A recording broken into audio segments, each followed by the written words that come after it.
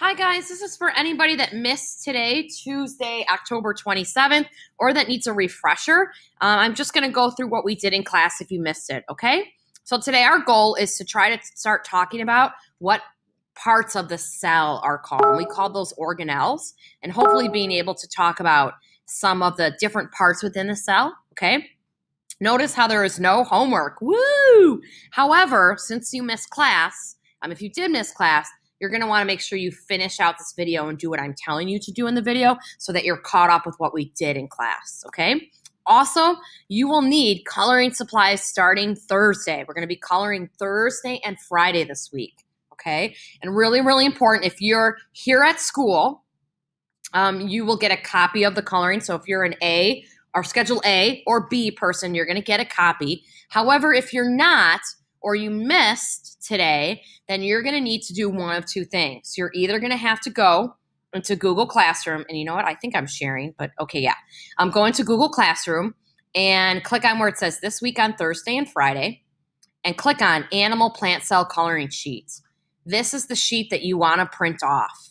Okay, so if you have a printer at home, please print this off so that it's ready to go on Thursday because we're going to color this. And I want everybody to have the fun experience of actually doing something that you don't get to do on the computer very much, which is color, okay?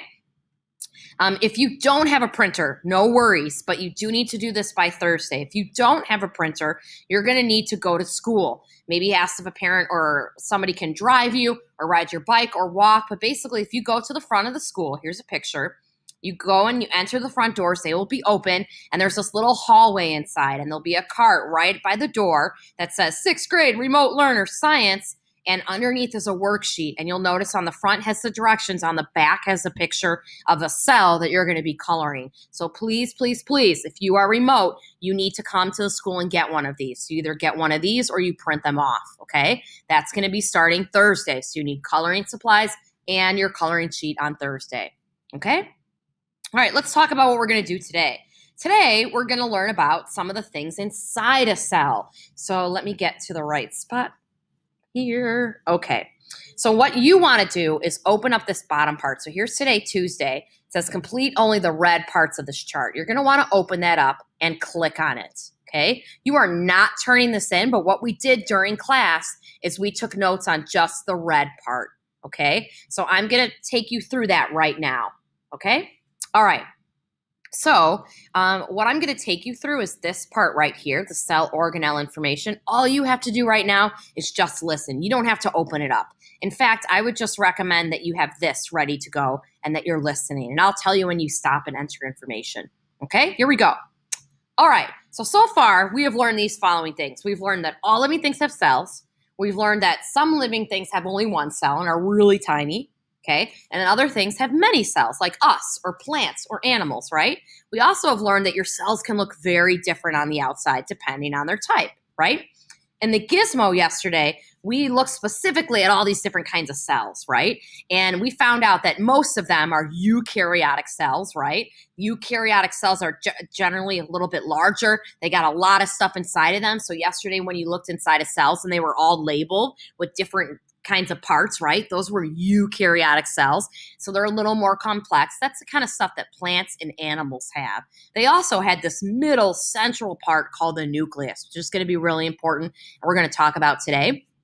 Prokaryotic cells, which is just like bacteria, look like this, right? They're simpler and have like little stuff in the inside, but nothing that's as complex and crazy as the eukaryotic, the plant and animal cells. Okay, so that's what you did in your gizmo yesterday, is that you learned that there's stuff inside cells, right? And that most cells are eukaryotic. Okay, so when we talk about eukaryotic cells, you are a eukaryotic cell. So you're an animal cell. Okay, so even though I don't call myself an animal, that's what we basically are. We're animals. We're animals, okay? And then there's also plants that are eukaryotic cells. If you look at this picture right here, you'll notice hopefully a big difference. On the right is this is squishy. Circular one is us. That's animal cells. On the left, the circular and box one is called a plant cell. Okay, and these are both eukaryotic cells, and they have really similar stuff going on the inside, but their shapes are different. So I want you to think for just a second what you think the difference might be. Why is a plant cell square and like a box, and we're kind of squishy and round? Okay, so if we were in class, we'd be talking about why. But basically, if you think about animal cells, we're a circle shape because we're squishy and we move around, right? We need to be flexible and move around, and so we're circular. All of our cells look exactly like this, pretty much, okay, at least on the inside. Plant cells, though, are often what you can usually tell whether it's a plant or an animal cell because it's a square, it's a box. Plant cells are very rigid. And if you think of plants, that's kind of how they are, right? They're not out dancing in the streets or moving around or exercising like we are. They pretty much stand still, like flowers stand straight up. Trees stand straight up on their roots, right? Think about celery, very rigid, right? So their cells, because they have to stay rigid and hold their shape, their cells are very rigid and square-like. So anytime you see cells, the squishy circle one is animal, that's us. And the one that kind of looks like it's boxier or like a rectangle or a square is a plant cell. Okay, so that's important to keep in mind. Animal on the left, plant on the right. Okay. All right. So today, what we're going to talk about is all the stuff that's inside plant and animal cells. And they're smaller parts. So just like in our bodies, we have brains and hearts and lungs and stomach and pancreas and all that other stuff, right? We call those organs, the smaller parts of our body. Well, it's kind of cool. Scientists named the smaller parts of cells organelles. Say that with me. Organelles, which literally means it's baby for organs, okay? Little baby organs are organelles. So everything inside a cell we call organelles, all right? To help you remind you of that, there's a goofy little video you can watch. If you double click on this, it'll take you through a video. It goes, cells, they're made of organelles. It's pretty annoying. And just let it sink in a little bit, and it's going to remind you that cells are made of organelles. I'm going to let you watch that on your own, okay? But there's the YouTube link. All right, so let's start by going into our notes and writing down what we just did. The parts within cells are called, we're going to write down organelles. So go ahead and type that into your notes. Okay, if you need to stop the video, but I'm going to keep going. Okay, so we're going to talk about the organelles today. We're going to talk about 4 of them. The first one is called the cell membrane. The cell membrane is usually the very outside part of the cell, and basically its job is to let things in and out of the cell. So it's kind of like a security guard. It's going to say, okay, water and good nutrients, come on in. You can come into the cell. Or waste and other stuff, that toxins that are bad, don't come into the cell. So it's literally like a security guard that lets stuff in and out of the cell. Okay, and it's always going to be located towards the outside of the cell. So if we look at the animal cell, it's this orange colored thing. It's just a layer on the outside. That's the cell membrane. It lets stuff in and out. If it's a plant cell, it's not this outside dark green part. It's actually the inside light green part. And we'll talk about what that dark green part is, but it's this light green part that lets things in and out of the plant cell. So both of them have a cell membrane. Okay, let's go to our notes. So, cell membrane is in a plant, animal, or both. Well, we just learned that it's in both. And I'm going to type it nice and big because I'm doing this for class. So yours obviously doesn't have to be that big, but I'm just going to keep typing that big, okay? And then what's the job? Well, according to our slide here, it says lets things in and out of the cell. It's like a security guard. So that's what I'm going to write. Lets things in and out of cell. It's like the security. Okay? So if you think about it, there are things that are like this at school, right? What lets things in and out of the cell at school, or in and out of the school, right? You could say, well, the secretary at the front does, or the doors, or if it's your home, it's like your door, right, or your security system. That's kind of what the cell membrane does for the entire cell. Okay, now we're going to learn about the nucleus. Please stop if you needed to type this in. All this stuff should be typed in on your sheet.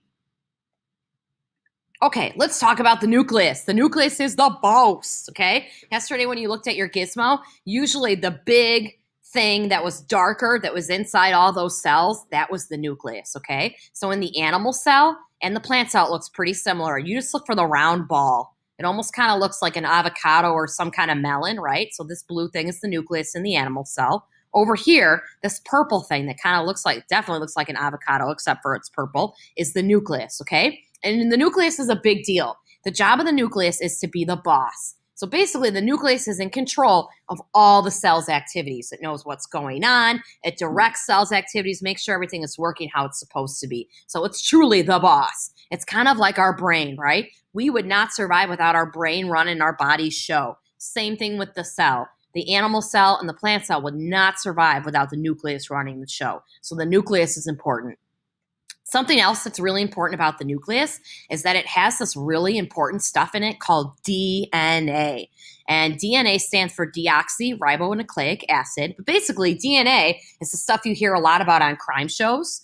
But basically, it's your genetics. So it's what makes you unique. So the reason why you might have curly hair and blonde eyes is because of your DNA. But basically, your DNA is in every single nucleus. So you have trillions of cells in your body. In every cell, there's a nucleus. In the nucleus, there's this squiggly stuff called DNA. And DNA is basically your genetic code. So for example, if I committed a crime, the police might want to take a sample of my hair or my skin or my blood or my saliva, because in every cell that I have, there's a copy of my DNA. And that's unique to me. I have different DNA than everybody else. All right?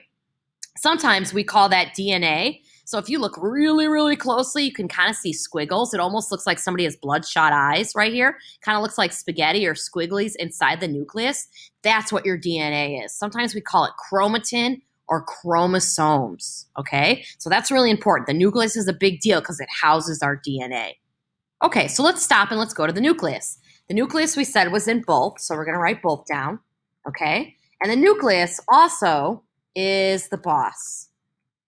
It will say it controls a cell's activity. So basically, it's the one that's in charge. It's the boss, okay? And it's in both, okay? And we're also going to say it has DNA. It has that important genetic code inside of it. Okay, so take a minute to pause my video and make sure you write that down too. Okay, now we're going to go down, all the way down to the chart to question, whoops, I already put the answer, whoops, to question number 1. What important material is inside the nucleus? We just answered that. It's DNA, or we could say chromosomes. Whoops, chromosomes, which are just the squiggly little DNA things, all right? That's our, we could say, or genetic material. Basically, what makes us unique, okay? All right, so now we're going to go back up, and we're going to hit up cytoplasm and mitochondria. So stop the video if you need a second. Okay, so the next part is cytoplasm. And I love the cytoplasm because it sounds like it would be the part that I would be in the cell, because the cytoplasm is just a fancy word for the goo, the junk that's inside the cell. It's basically the filler of the cell. Its job is just to hold all the organelles together. So I kind of think of it like Jell-O, basically. If I were to put a bunch of objects in Jell-O, the Jell-O would hold everything together, right? That's what the cytoplasm does. So anything that you see where it's filling in the rest of the cell, so this whole light green stuff is all cytoplasm. It's just it's literally goo that holds everything together in the cell. And if you look at the plant cell, the cytoplasm is also this green stuff inside, okay? So it's the goo or the gel that holds everything together. All right, so let's go to our notes. Cytoplasm, it's in both, right? It's in animal and plant cells. And we're going to say that it's the goo, that's goo, G-O-O, or there we go, or gel that holds everything, everything in cell together, okay? So that's the cytoplasm, which I said I kind of like it because it just kind of hangs out and lets everything chill by it. So cytoplasm, good thing, okay? Plants and animals both have them. All right, stop the video if you need to. Okay, the very last one we're going to talk about today sounds exactly what the name is like. This is called mitochondria. Say that with me. Mitochondria. Mitochondria, it sounds like the word mighty, right? If you're really mighty, you're muscular and you're strong, you might be a superhero, or maybe you can just lift a lot of weights, right? You have a lot of strength. Well, that's what the mitochondria does. The mitochondria is what we nickname the powerhouse of the cell. Basically, what it does is it takes the food and all the nutrients that we eat throughout our day, so like the lunch that I'm eating right now, it takes that food, it breaks it down, and makes energy for the cell. So that's why we need to eat, right? not only is eating enjoyable, but we eat so we fuel our bodies, right? Because if I don't eat breakfast and I don't eat lunch, I'm going to feel sluggish and tired, and I'm not going to be able to run as fast as I want to or do the activities I need to because my mitochondria is not going to be able to turn my food into energy. So mitochondria is really, really important. Again, it takes the food that we eat, breaks it down, and makes energy for our bodies. The mitochondria is also kind of funny looking. It kind of looks like either a hot dog or a bean. And sometimes you can see the little squiggles inside of it. So if we look at the animal cell, this right here, it's a bean with squiggles inside it. So this one and that one, those are all mitochondria. And then here, it is literally this one that kind of looks like a little red pill or a bean or a hot dog. But you can kind of see the squiggles inside of it. But that's the mitochondria. It provides might or strength or energy for our body. Okay, so let's go finish our notes. The mitochondria is in both, so we're going to write down both. Ooh, that's a little smaller. That's okay. And then the mitochondria takes food we eat and turns it into energy for our cells. And you could put that it's the powerhouse of the cell. Okay, it's basically like the energy part of the cell. So again, the mitochondria takes the food that we eat, breaks it down, turns it into energy for our cells. We nickname it the powerhouse. Okay, that's all we're going to do for today.